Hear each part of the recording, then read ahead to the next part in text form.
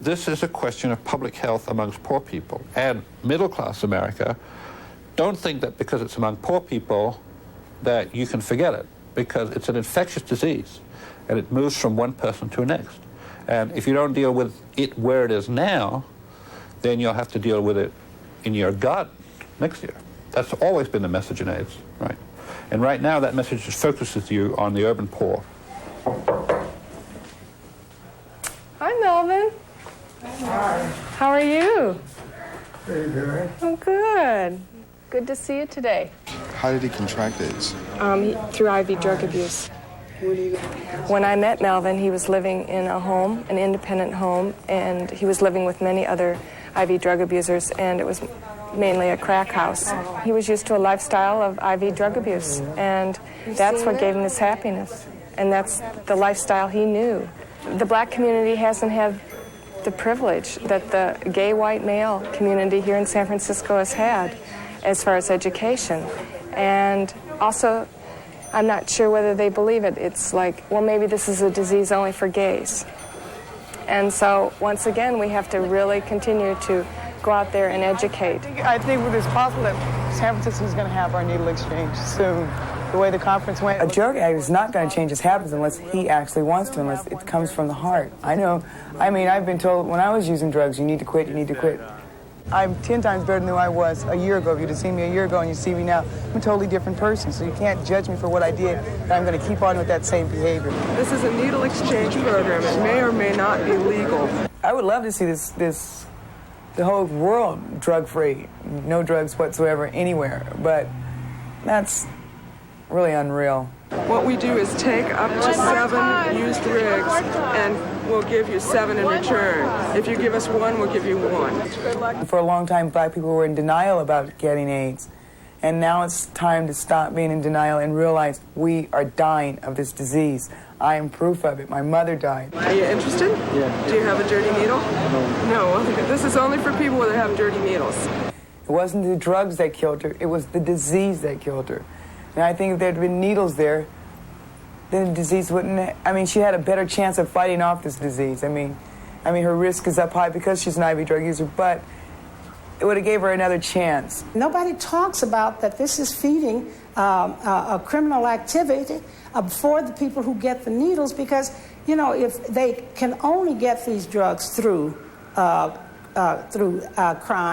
and then they end up in jail, and that's why our jails are so crowded now. I don't know, I have to say, my mom was only 50 years old when she passed away. She's an IV drug user for as long as I can remember she was. As far as I know, she was still shooting drugs till the day she died, because when we took her bed apart, we found these needles there. When I'm laying around, I think about the people that she was sharing her needles with, if they knew that she had AIDS. Are they infected with AIDS? Are they yet and still passing this AIDS virus around? And it's really scary to think about it. It really is really scary. Tell me why you got involved in exchanging needles here in the Tenderloin. Well, I started working here in the Tenderloin about 4 years ago as an outreach worker with Mid-City Consortium to Combat AIDS. And we started handing out bleach in this very place. And we noticed that people didn't know what we were talking about at first, but that over time, with repeated contacts with us, they started using the bleach. So we can say that IV drug users will change their behavior if given simple alternatives. However, we continue to see people die, to see people get infected, and realized by talking to IV drug users over and over again that what they really wanted was a needle exchange. So we got tired of waiting for the city to do it. In the drug-using culture, there are periods of scarcity where there just aren't needles around. And we know from research that when there's scarcity, people tend to share more. Huh? What? You want us to exchange? No, we're waiting on something. Come back in an hour. Come back in 1 hour? An hour, yeah. Come back at... I'm a dope fiend. I know, 6:30. Can you come back? There are times when they're either too drug sick or they're too high to keep it together to bleach. So if needle exchange for me was a way to stop that scarcity and stop forcing people into sharing equipment. I just think black people ought to make decisions for themselves. I don't think white people ought to do that. I think that we have enough intelligence in our community to come forward on an issue? At least I'm intelligent enough to know, because I'm considered to be someone of a leader in this community. Hey, if it's only the white people that are standing up and doing it, then let's thank them, because they're helping us. I mean, I like to see a lot of more black people from the community stand up and say, we've got to do something. We've got to save our brothers and sisters out here, that we are dying of this AIDS epidemic. I mean, and we've got to do it. And now is the time. It's not later. There is some primarily church-led opposition in the African-American community. And much of that, for me, is understandable. I mean, I'm a white boy. It's not for me to speak for them. Beyond that, I mean, genocide is the attempt to annihilate a race, people, or culture by death, and AIDS is death. Other questions from the floor? Hi, my name is Tia Wagner. I'm from Prevention Point, the needle exchange program here in San Francisco. Everybody's applauding folks who are just out there willy-nilly handing out needles. And we don't know what the end result of that will be. I can't buy these people all of a sudden have discovered that this is the way people are dying. Black people have been dying from a whole lot of different things, and I think we missed the point. At least I think most people miss that point. We know that the black community in particular is already saddled now with crack, and we've always been saddled with other drug problems. God bless. You know Needle what? exchange. Stop AIDS. I'm very much against it. Why? Because all it's doing is giving it's okay. It's okay to shoot heroin. The heroin problem is not the problem. You're going to have drug users in every city. It's not the heroin. question is, can we slow down the AIDS problem? The minute they get through with that needle, they're going to throw it down. Some kid's going to run across it. You're not stopping it. We can't take the blame for what they're doing with any other needles but our own. And our needles are coming back to us. So How do you know that your needles are not? because ours are banded. We mark our needles. On every last one of them, we mark them. If you're going to be a junkie, you're a junkie. Drugs, okay? If you're going to be one and nobody can let you stop. What we're going to do is stop AIDS violence now. I know. I have more law enforcement than to stop drugs. I'd rather give a man free needles so he can use it and not give it to this man and that one and that one and kill other people when he himself has the virus and doesn't know it. It's not stopping it.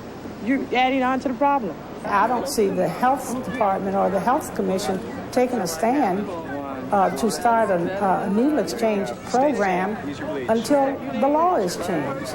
We cannot be looked upon as breaking the law. I'm guilty. Yeah, I'm guilty of doing the right thing, saving people's lives. I'm very guilty of that. Take me to jail. I don't care. We don't have treatment slots here in San Francisco for everybody.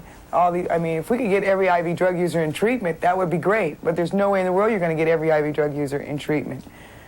So while they're out there, they're going to keep using drugs, and the virus is going to keep on being spread.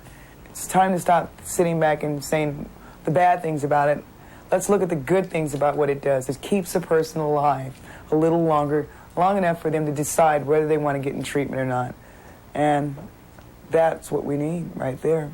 And hopefully that when all these people do come to terms and feel like they want to get off, that there is a place for them to go. Thank you. Thank you. Thank you. I really appreciate it. You guys keep coming back, okay? Because we're going to be here every week for you guys, all right? They're going to, How many you got? It's one of our great ones. What are you doing, man? Get off of me! What are you doing? What are you doing? Why are you gonna grab on me like that, man? What's your problem? Where's Donnie? Was there a complaint? Well, the officer observed a misdemeanor being committed in his presence. No one called in any sort of complaint. The officer did. The officer who was assigned to this park observed the handing out of needles. If we observe crimes being committed in our presence, we're bound by the law to take action. Now, unless they change 4149, as to this point they haven't, we will continue to enforce this section when we see it being violated. I think it's great that they enforced it, because now it will have to be talked about, and there'll have to be some precedent about this now. We're saving lives. Leave us alone.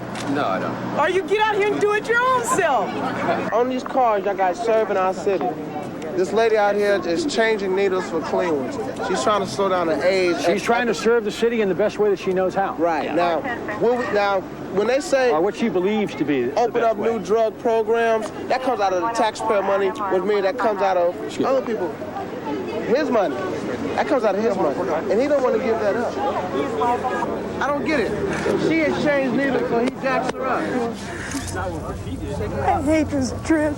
It's not what I came on here to do. I swear to God it's not. I didn't come to this to turn into some big old shit like this.